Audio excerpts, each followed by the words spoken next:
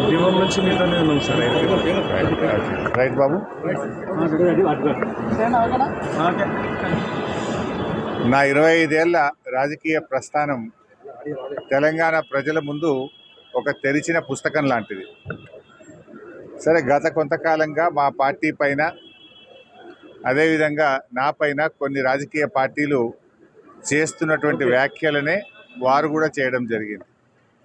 అయితే ఆ వ్యాఖ్యలు వారు ఎందుకు చేశారో అది వారి విజ్ఞతకే నేను వదిలేస్తున్నాను.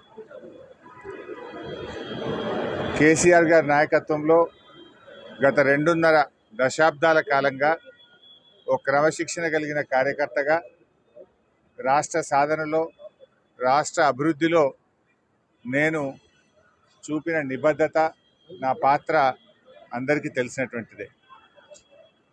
ఈరోజు రాష్ట్రంలో ఎరువులు దొరకక ఒకవైపు రైతులు గోసపడతా ఉన్నారు, మరొక వైపు వరద ప్రాంతాల ప్రజలు అనేక ఇబ్బందుల్లో ఉన్నారు.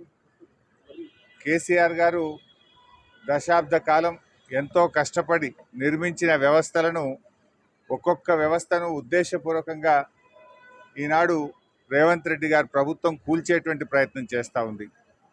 సో ఇటువంటి పరిస్థితుల్లో కష్టాల్లో ఉన్న ప్రజల్ని ఆదుకునే విషయంలో, తెలంగాణ ద్రోహుల చేతుల్లో నుంచి ఈ రాష్ట్రాన్ని కాపాడుకునే విషయంలో మా దృష్టి అంతా ఉంటుంది.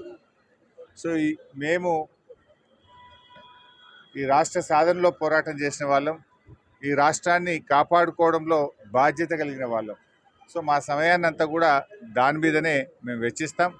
తప్పకుండా కేసీఆర్ గారి నాయకత్వంలో తిరిగి బీఆర్ఎస్ పార్టీని అధికారంలో తెచ్చుకొని ఈ ప్రజలు పడుతున్న కష్టాలను తొలగించడానికి అందరం కలిసికట్టుగా ముందుకు సాగుతాం.